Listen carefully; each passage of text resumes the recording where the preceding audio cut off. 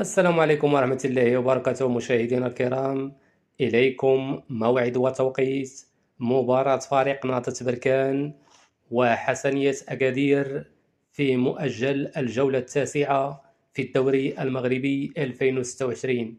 قبل ما ندخلوا في التفاصيل، اللي كيشجع فريق نهضة بركان يتابونا معنا ويدير شي جيم باش يوصلوا الجديد إن شاء الله.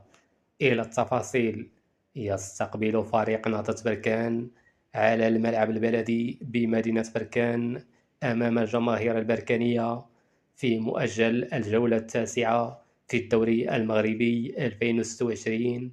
يستقبل فريق حسنية أكادير، ويحتل فريق نهضة بركان المرتبة السابعة ب 18 نقطة، ويحتل فريق حسنية أكادير المرتبة التاسعة ب15 نقطة.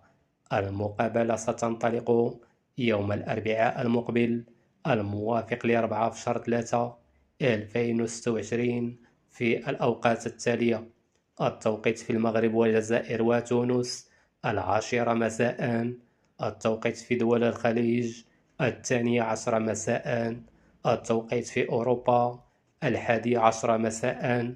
وستكون المقابلة منقولة على القناة المغربية رقم 5 والمفتوحة على النايل سات. هذا كل ما لدينا اليوم، إلى اللقاء.